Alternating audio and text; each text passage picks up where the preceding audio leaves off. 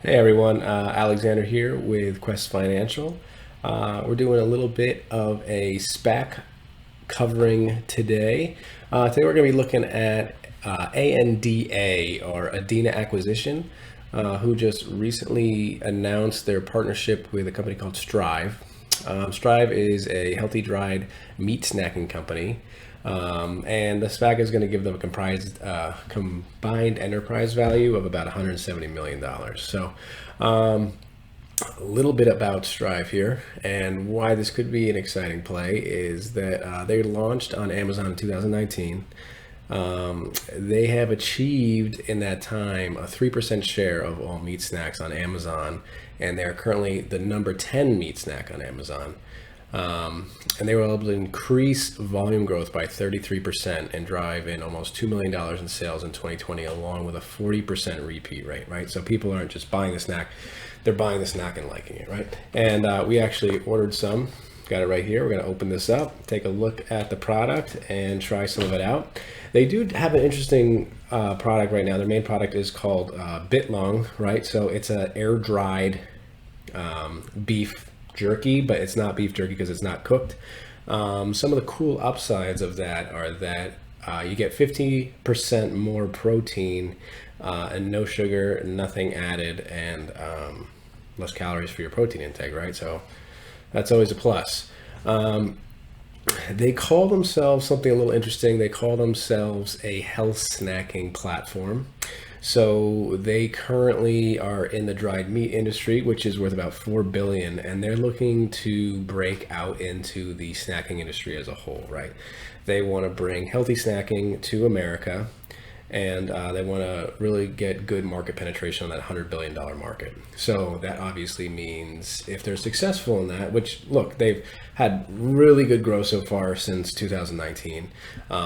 They have a woman CEO, very cool, Jackie Alt, who is appears to me to be very enthusiastic about the company. I like her. I like what she's trying to do. High energy. And yeah, they have a mission, you know, like it's not just, hey, let's make money, but they have a mission.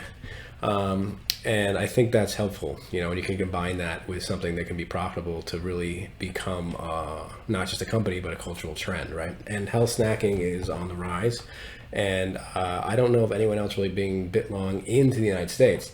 In fact, I don't think it was even legal to import Biltong until recently. Like I've seen some articles saying it was illegal back in 2014. So this is all relatively new to this market. Anyway, they have big plans. They're currently in 20,000 stores or doors. They have really good e-commerce. They're looking to double their business in 2001 and reach profitability by the end of 2021. So for a SPAC, I like all this, right? Because this is a SPAC that's not just saying, hey, here's an idea that we want to make, like we're going to 3D print rockets, or we're going to, you know, give Wi-Fi, we're going to beam Wi-Fi down to everyone's phones, or a 3G connection, 4G, 5G, whatever. And, you know, who knows how many years that's going to take, right? This is a company, they have the manufacturing, they already have shipped the product, they've already proved the product, they're already in stores, they're partnering with Target this year and some other really big names, and they're already in a ton of stores. They have the Amazon penetration. So this business is a growing business, right? And the CEO is targeting this SPAC because they're growing so fast that they just needed the market capitalization to fuel that growth, right? They did state that the marketing, but the money raised from the SPAC will be spent mostly on raising awareness. So marketing, they need a bigger marketing footprint, right? They need to, they have the production in place, they have the manufacturing in place, they can ramp that up. What they really need to do is continue to grow that marketing base and continue to grow awareness of the brand. They do have a couple of cool partners / investors. They had Channing Tatum, who bought in at the $10 share price, as well as LAQ quarterback, Justin Hubert. So they got some celebrity endorsements there that are vested in the company. And yeah, I think they got an opportunity. I mean, we obviously have to try the snack, right? That's going to be the biggest sell, right? You're investing in a snack food company. So they do have a new line coming out that's targeted towards the Latin American Spanish customer in the US called Voxadios or Voxadeos. Sorry if I butchered that. Yeah, so good stuff. I think for a SPAC, it's actually like a pretty stable company. They have a current EVR of 3.7 times. If you compare that to like a Beyond Meat, they're going at like 19.8. So compared to a lot of the bigger names, they have a very low valuation and they have some really good projected growth, right? So SPAC wise, hey, look, it's real, right? It's not a pipe dream, you know? So let's kind of get into this unboxing a little bit. So product comes in a basic box. This was ordered on Amazon. This is a sample pack. So it comes with like their 4 flavors. It retailed for about $28. And then they just have the bags inside here. So let's take a look. I know they did just rebrand their bags. So they went from a more like hardcore look to this almost tie-dye camo look. So pretty cool. Got some basic information on the back. You got the product down here. Kind of see it. So yeah, you get zesty garlic, teriyaki, spicy, peri peri, looks good, and this last one here is hickory season. So pretty standard jerky flavors for the most part. So let's start with teriyaki, right? Because if we start spicy and it's very spicy, we're not gonna be able to taste anything else. So a little beer on the bag, opens right up.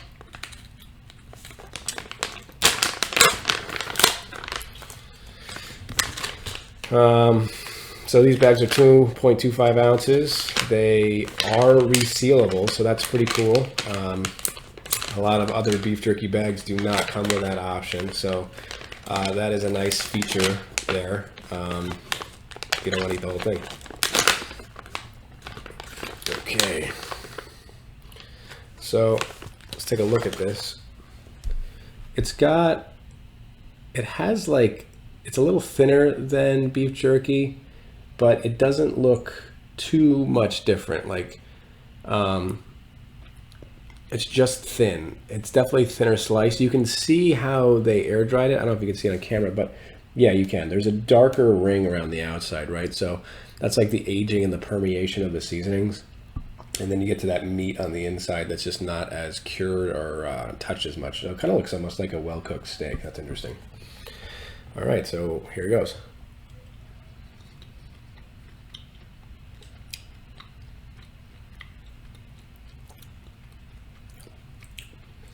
It's good. It's really not.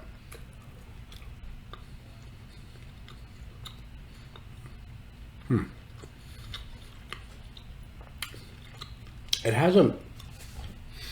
So jerky kind of has its own flavor, right? Like this. It's almost more like meat forward. Like you can almost taste more of the steak quality, right? Like it's almost less, it tastes way less processed. I'll give it that. It's a little bit more fruit leathery. Like I don't know if you ever had fruit leather, but it doesn't have the same thickness as jerky. So there's no squish, right? It's definitely not a bad texture or a weird light texture. Like it is fairly similar to jerky, but it's more dry and flat, I guess, until your mouth starts to moisturize it a little bit.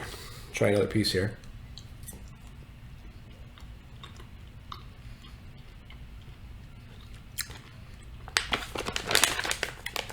It's kind of like some of the drier pieces in jerky. So sometimes like in a bag of Jack Links or something, you get like that big fat piece.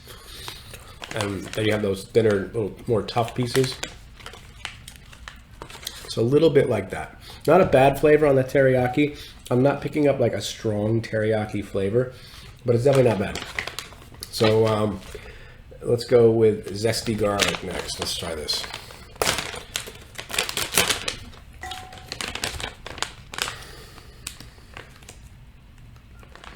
Gotta get my fingers in there. Okay, so definitely a strong garlic smell when you open the bag. Outside of that, it still smells very beefy. You can kind of see some of the fat striations in there on this cut of meat. It's definitely more like it's like a rare steak almost. Like I think you can tell that it's air dried, right? And it has less of that, doesn't look like jerky, you know?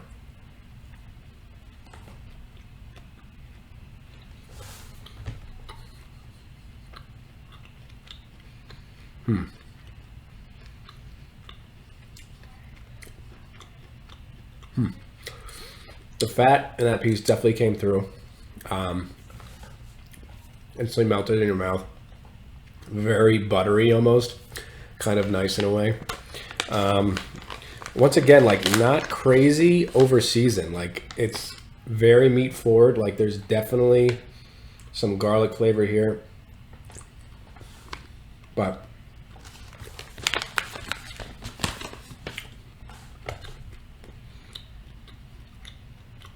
I wouldn't say it's like strongly different than the teriyaki flavor. Like these flavorings are definitely pretty mild. They're definitely going for a more meat forward flavor. But I like it.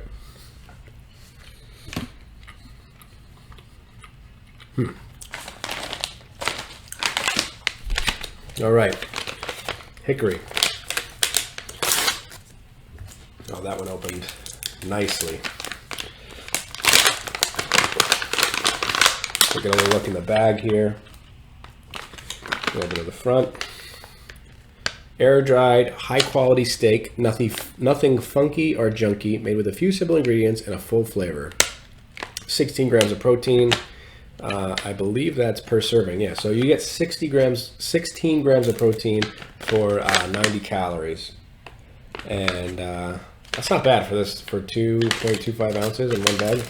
If you're, need a high protein, if you're working out, looking to have a snack that's not going to kill you, not crazy high in sodium. Let's check this on sodium. Saturated fat, 2%. Sodium, 430 milligrams. So 18% of your daily intake. I would have to check that against beef jerky, to be honest. I'm not 100% where that falls. But it is 18% of your daily intake. So we'll Google that before the end of this.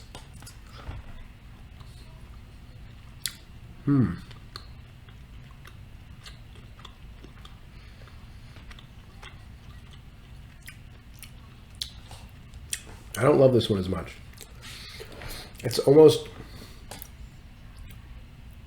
too woody. Like, it doesn't so much taste like, well, I guess it's not hickory smoked, it's hickory seasoned. And it kind of tastes like wood.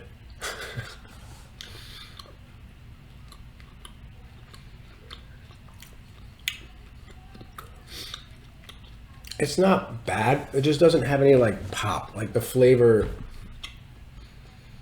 isn't overly impressive, you know? Okay, so hopefully the best for last. Little spicy peri peri. I hope they punch this one up a little bit.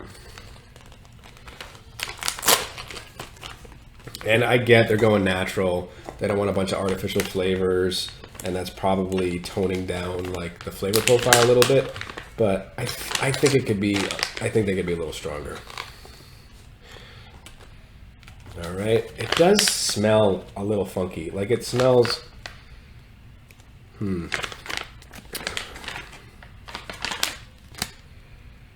Not the most pleasant smell. Like a cow barn almost a little bit. But it doesn't taste anything like that. So, all right, here we go.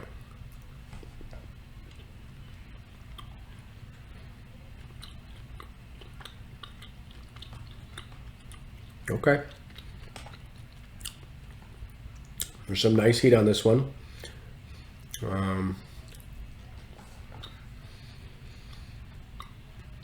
Yeah, I like that. Kind of a slow heat. Kind of sits there. Not crazy hot, but definitely a nice warmth to it. meat flavor with warmth. You know what I mean? It's not like there's a strong pepper flavor or anything like that. It's just a nice heat with like a slightly salted beef. You know, it definitely tastes more like steak than beef jerky does. That's for sure.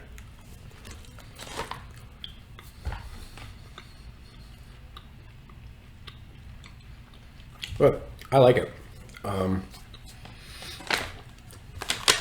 Do I like it more than beef jerky? I don't know. It definitely, I like the calories more for the protein. It's definitely more health conscious. I like that it has no nitrates and no MSG. Looks like here it's made in Oklahoma. Yeah, and you can tell the ingredients here. Very straightforward. Beef, natural smoke flavor, water, hickory smoke concentrate, vinegar, 2% less of salt, raisin juice concentrate, black pepper, white pepper, garlic powder, coriander, clove, and nutmeg. That's it. That's all that's in there, guys. So, very clean stuff. Definitely good. I would buy it again. I get why they get a 40% repeat. I don't see why people hate it. I'll be honest. Like, it's not so drastically different from beef jerky that I'm just like, wow. Like, I love or hate it. Like, it's different, but it's not mind-blowingly different. You know, like I said, it's more like it's not as thick. It's thinner sliced. It's a little more meat flavor forward. A little bit more like tasting a steak that's been like rubbed or something like that, and then dry aged, and then just a little bit like that, like those fruit leather feelings in your mouth at first, and you kind of chew and moisturize it, but it's not tough. It's not overly hard or anything like that. So yeah, that's a pass for me. I think something like this has a lot of potential, and I would get it again for sure. So yeah, check them out. Ticker is ANDA. It's currently trading at 1168, and they got a lot going for them. I think that it definitely has potential. Nothing like explosive trendy here, but actually a decent chance to get in pretty early on a company that could be coming up to compete with Beyond Meat and others, and possibly branch into a whole bunch of other snacks. Yeah, they're already in Kroger, CVS, 7-Eleven, Tops, Loves. I don't know all of these, and they're partnering in 2021 with Target, Stryve, HSN, Market of Choice, Quick Check, and some others. So yeah, guys, I think there's a lot of potential here, and yeah, let me know what you think in the comments. All right, signing off for now. Have a good one.